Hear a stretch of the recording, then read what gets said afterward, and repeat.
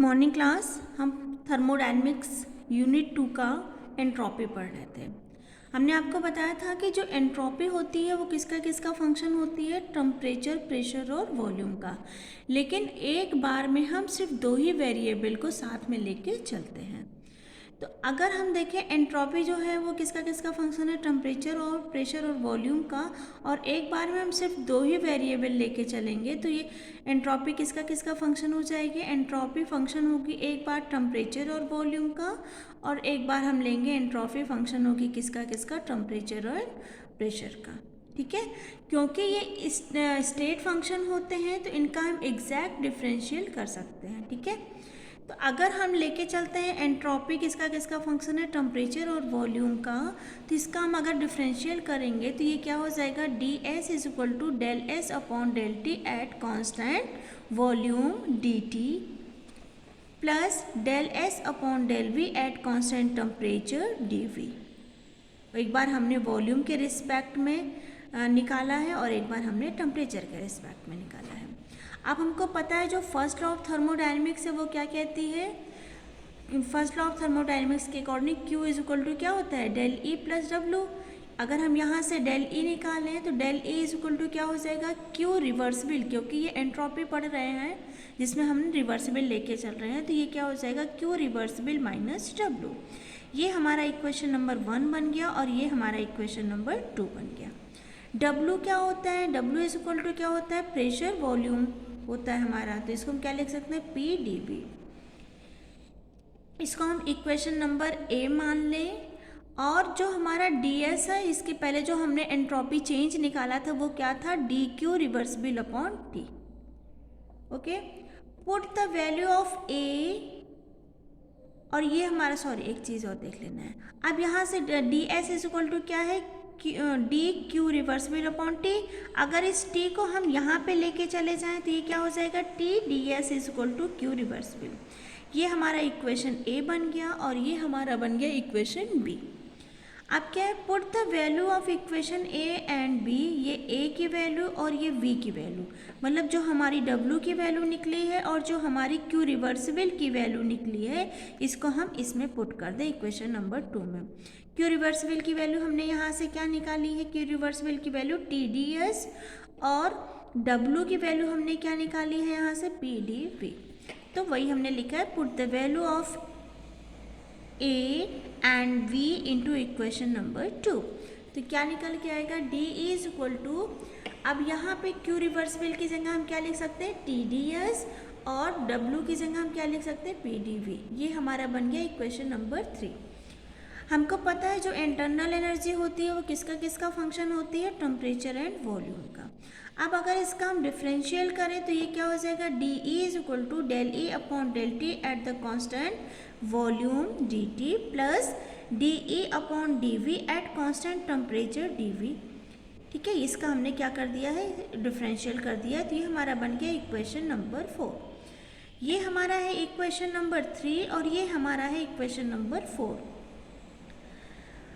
तो अब हम क्या करेंगे, यहाँ पे ये डी ई है और यहाँ पे भी ये डी ई है। D E is equal to यहाँ पे ये है और D E is equal to यहाँ पे ये है। तो क्या करेंगे, फ्रॉम इक्वेशन 3 एंड 4, तो हमारा क्या हो जाएगा, T D S minus P D V किसके इक्वल हो जाएगा, इस पूरी वैल्यू के इक्वल हो जाएगा।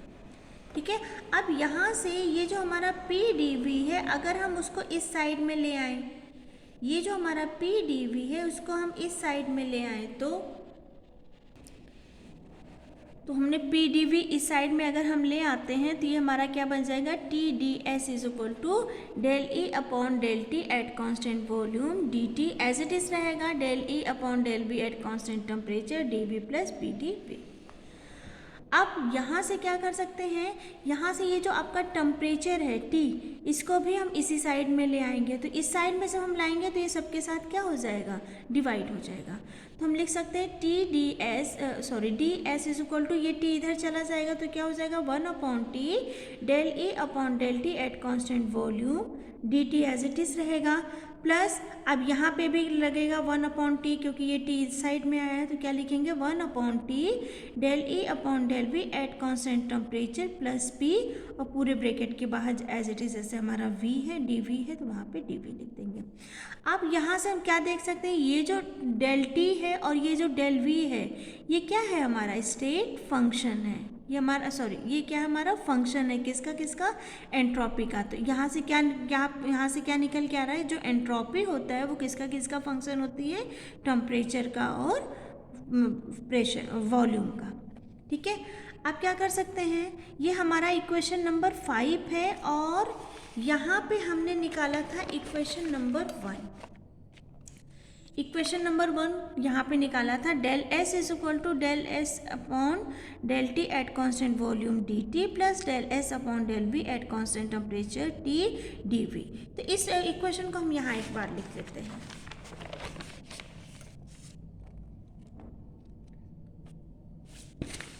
इक्वेशन नंबर ये, ठीक है। अब ये जो हमारा है ये इक्वेशन नंबर 5 है और यहीं ये छोटा सा हम इक्वेशन नंबर 1 लिख देते हैं, ये छोटा सा लिख देते हैं। D S is equal to क्या था हमारा, del S upon del T at constant volume D T plus del S upon del V at constant temperature D V. ये हमारा इक्वेशन नंबर 1 था जो हमने पीछे लिखा हुआ है।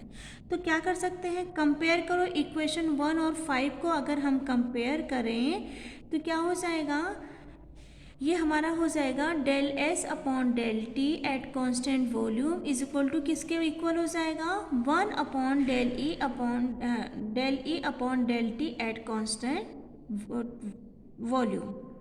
ठीक है, हमने क्या किया, हमने इक्वेशन नंबर 1 और इक्वेशन नंबर 5 को कंपेयर किया तो ये हमारे किसके इक्वल हो जाएगा, del S is upon del T V is equal to 1 upon T del E upon del T at constant volume.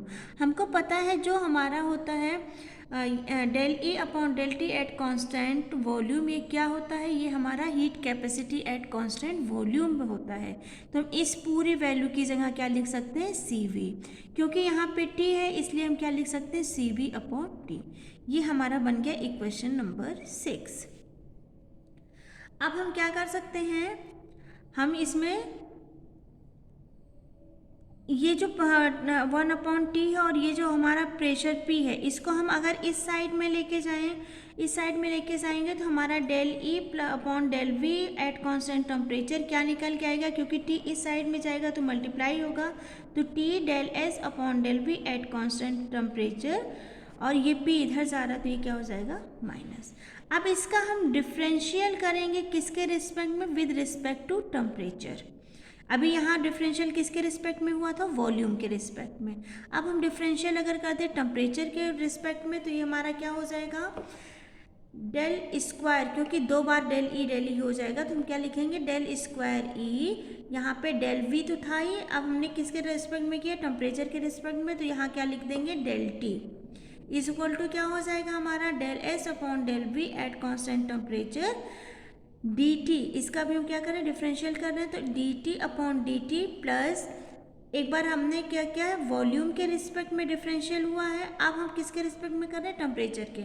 ये क्या हो जाएगा, T del square S upon del V del T minus P का भी differential करेंगे तो del P upon del T.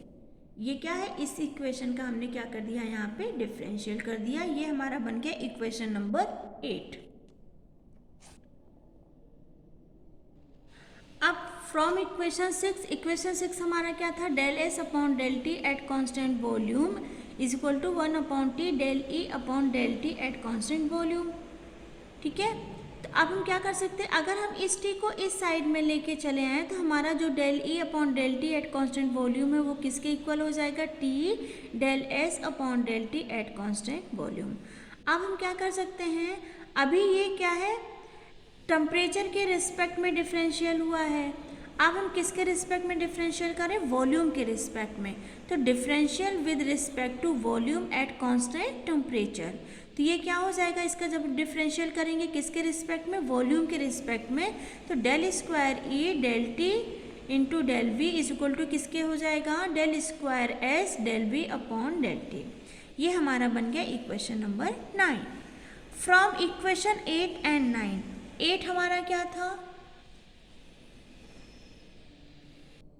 Equation number 8 हमारा क्या था, del square E upon del V del T is equal to del S upon del V at constant temperature T और D T upon D T plus differential किया था ना हमने इसका, तो T del square S upon del V del T minus del P upon del T, ये हमारा क्या था इक्वेशन नंबर 8। इस इक्वेशन नंबर 8 का कंपेयर करेंगे, इस इक्वेशन नंबर 8 को हम किसके साथ ले जाएंगे, 9 के साथ देखते हैं।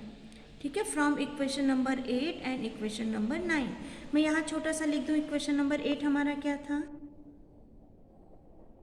इक्वेशन नंबर 8 हमारा था del square E upon del V dot del T is equal to क्या था हमारा, del S upon del V at constant temperature plus D T upon D T plus T del square S upon del V del T minus del P upon del T, ये हमारा क्या था equation number 8। अब from equation number 8 and from equation number 9, from equation number 8 and from equation number 9, देखो यहाँ भी क्या है, del square S del V del T है, ठीक है, यहाँ भी del square E del V del T है, तो ये क्या हो जाएंगे, कैंसिल हो जाएगा।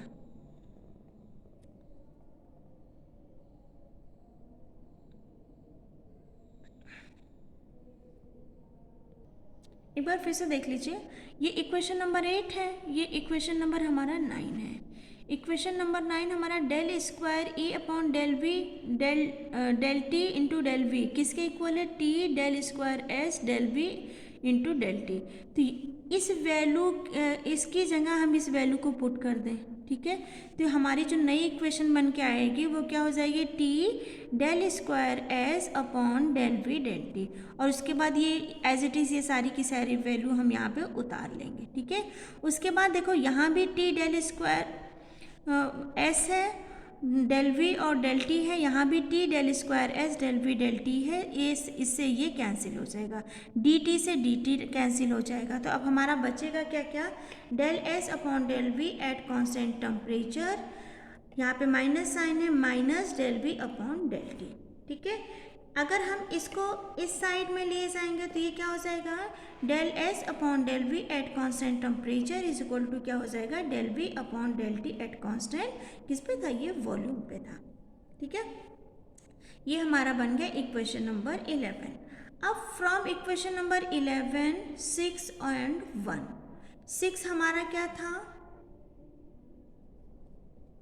ये हमारा इक्वेशन नंबर 1 है, del S is equal to del V upon T is equal to del P upon del T at constant volume V, ये हमारा इक्वेशन नंबर 11 है। अब मैं यहीं पे इक्वेशन नंबर 6 और 1 भी लिख देती हूँ। ठीक है, अब फ्रॉम इक्वेशन नंबर 11 6 एंड 1, 11 हमारा क्या निकला था, del S upon del V at constant temperature is equal to del P upon del T at constant volume. Equation number 6 मैंने पीछे से यहाँ पे नोट कर दिया है, del S upon del T at constant volume is equal to कितना हो जाएगा, सी वी अपॉन टी। और इक्वेशन नंबर 1 हमने यहाँ लिखा है, del S is equal to del S upon del T at constant volume D T plus del S upon del P at constant temperature D V, ये हमारा equation number 1 था। तो from equation 11 6 and 1 we get, हमको क्या क्या मिल जाएगा, देखो D S is equal to del S upon del T at constant volume की वैल्यू क्या है, C V upon T, del S upon del T V की वैल्यू क्या है, सी वी अपॉन टी, तो यहाँ हमने क्या लिख दिया, सी वी अपॉन टी और D T as it is रहेगा, प्लस उसके बाद क्या है, ये जो हमारा है del S upon del V, del S upon del V की वैल्यू हम कहाँ से निकाल लेंगे, 11 से, at constant temperature, del S upon del V at constant temperature, इसकी वैल्यू क्या हो जाएगी, del P upon del T at constant volume. तो हमने यहाँ पे क्या लिख दिया, del P upon del T at constant, del P upon T at constant volume. ठीक है, यहाँ पे डेल पी होगा। फिर उसके बाद ये D V as it is रहेगा। तो हमने इक्वेशन नंबर 1 में इक्वेशन नंबर 11 और 6 की वैल्यू को क्या कर दिया है, पुट कर दिया। और पुट करने के बाद इसमें जो रिलेशन आ रहा है, एंट्रोपी का जो रिलेशन आ रहा है वो क्या आ रहा है, डी टी डी वी। मतलब ये रिलेशन क्या है, टेम्परेचर और प्रेशर के बीच का रिलेशन है, जो कि हम निकाल रहे थे। हमने बोला था ना, एंट्रोपी फंक्शन होती है टेम्परेचर, प्रेशर और वॉल्यूम का, लेकिन एक बार में हम 2 ही वेरिएबल लेते हैं। तो यहाँ पे जो एंट्रोपी है वो किसका किसका फंक्शन निकल के आई, टेम्परेचर और वॉल्यूम का।